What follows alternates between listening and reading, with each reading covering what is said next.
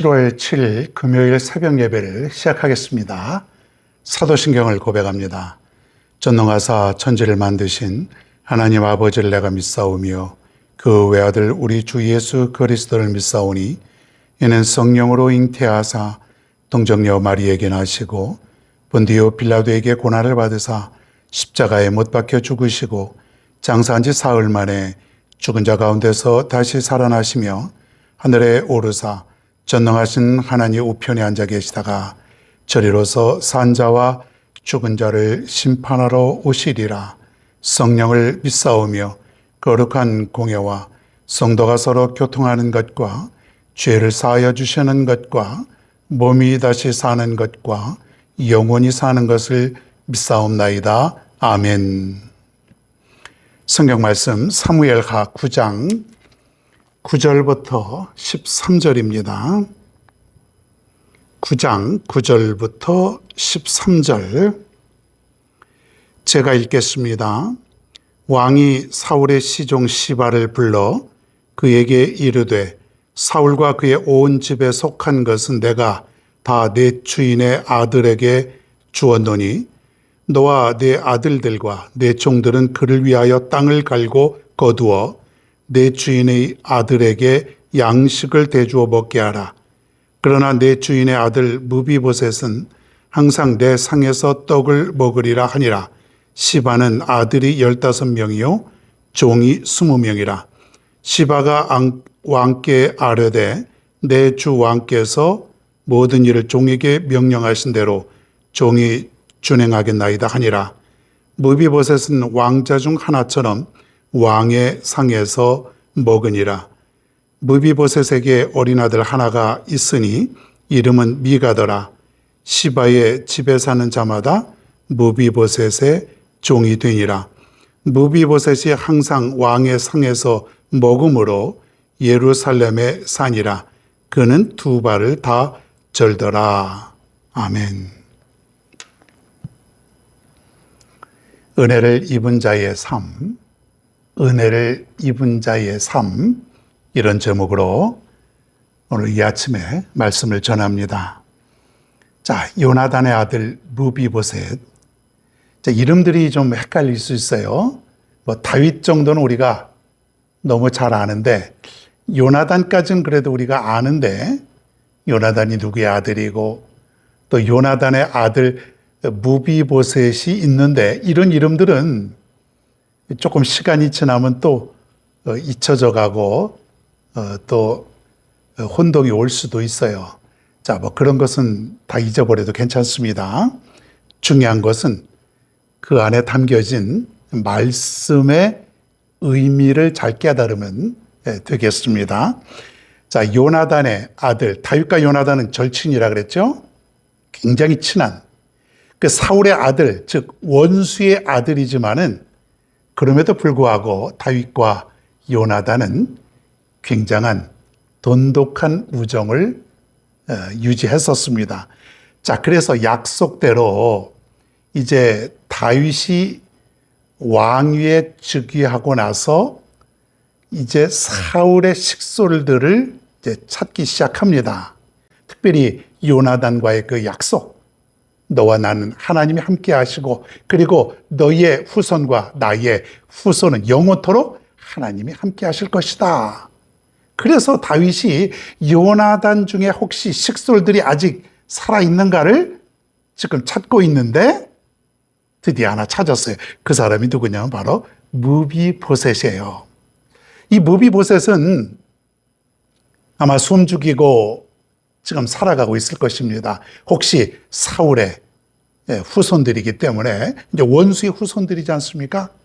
그래서 숨죽이고 하루하루를 정말 긴장과 또 떨리는 마음으로 살아가고 있었을 것이 분명한데 다윗이 그 아들을 찾아서 무비보셋을 찾아서 호의를 베풀고 있습니다. 사울이 가졌던 그 재산 땅들을 돌려주고 그리고 날마다 자신의 식탁에서 함께 식사를 하고 그러니 이 무비보셋은 얼마나 은혜를 입고 살아가고 있습니까?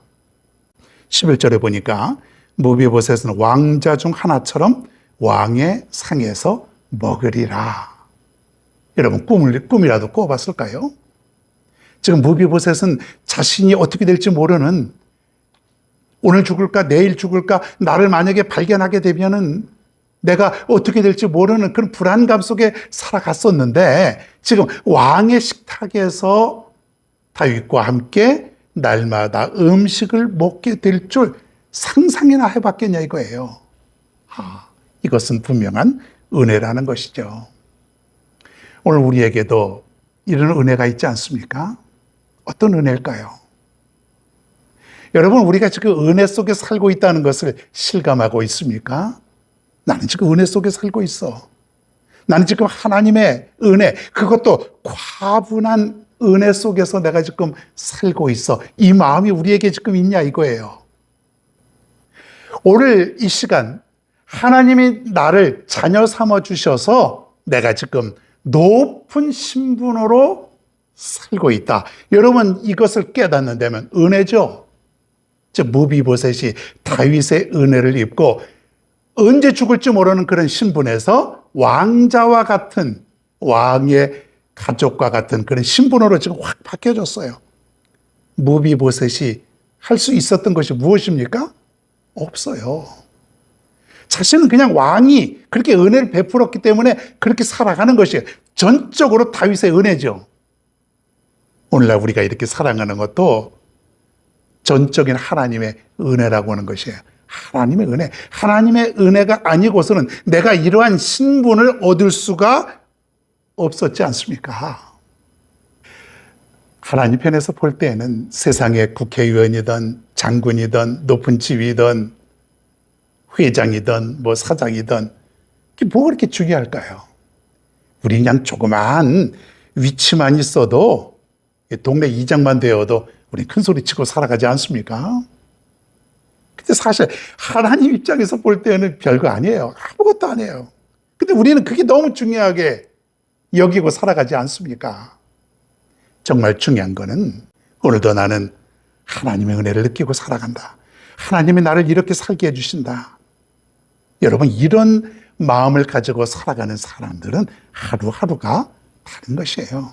오늘도 원망하고 불평하고 나는 왜 이런 삶을 살아가야 되는가? 나는 왜 이런 가정에서 태어났는가? 나는 왜 이렇게밖에 못 사는가? 이런 자들의 삶은요, 하루하루가, 시간이 얼마나 힘들고 고통스럽습니까? 거기다 날씨까지 덥고 습도가 높고 짜증나죠.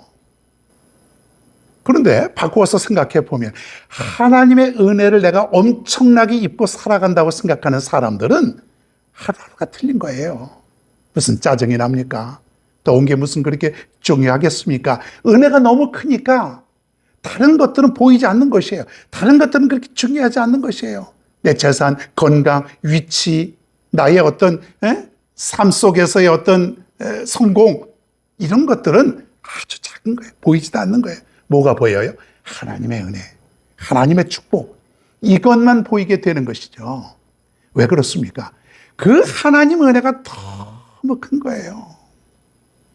일시적인 것도 아니죠. 자, 무비보셋이 다윗의 은혜를 받았습니다. 언제까지 그 은혜가, 그 신분이 지속이 될까요? 최소한 다윗이 살아있는 동안에는, 앞으로 한 40년 동안은 끄떡없을 것 같아요. 그렇죠? 다윗이 살아있는 동안에는 적어도 그 은혜를 계속해서 입고 왕의 가족들처럼 살아갈 것이 분명합니다. 그러면 우리의 은혜는 언제까지 지속이 될까요? 영원토록. 영원토록. 무비보셋이 다윗을 배반하지 않는 한은 영원토록, 다윗이 살아있는 한은 계속해서 그 은혜를 받는 것처럼 내가 하나님을 떠나지 않는 한, 내가 믿음을 버리고 세상으로 나가지 않는 한 우리의 은혜는 영원토록 지속된다는 것이에요. 할렐루야. 여러분, 이것을 깨닫는다면 우리는 오늘도 기쁨으로, 오늘도 감사 속에 살아갈 수 있게 되는 줄로 믿습니다. 하루하루가 신바람 나지 않습니까? 영원토록 하나님의 자녀가 되고, 그리고 그 은혜를 누리고 살아가는 그 기쁨, 그리고 그 이후에는 영원한 천국이 기다리고 있다라고 하는 그 기쁨 생각만 해도 신바람 나지 않습니까? 이까진 더위, 그리고 이까진 뭐 가난, 또 이까진 뭐 내 하찮은 나의 어떤 신분, 여러분 그거는 중요한 게 아니에요. 오늘 우리가 한번 생각을 다르게 갖게 되길 바랍니다. 무비보셋이 다윗의 은혜를 받아서 정말 한순간에 그의 모든 삶이 변화가 된 것처럼 우리 모두는 한순간에 하나님의 자녀가 되는 순간 은혜 속에 살아갈 수밖에 없다는 것이에요. 이것을 깨달을 수 있기를 바랍니다. 날마다 하나님의 은혜, 모든 것이 은혜, 은혜, 은혜, 한없는 은혜, 모든 것이 은혜, 은혜, 은혜. 은혜를 깨닫는 사람은 그저 감사, 또 감사, 또 감사, 기쁨, 기쁨, 기쁨. 이것을 놓치지 않게 될 것이 분명합니다. 오늘도 이 하나님의 은혜를 깨닫는다면 오늘도 여러분은 감사와 기쁨이 넘치게 될 줄로 믿습니다. 여러분 오늘도 이 말씀 붙들고 감사와 기쁨 속에 승리하며 살아갈 수 있는 여러분 모두가 되기를 축원합니다.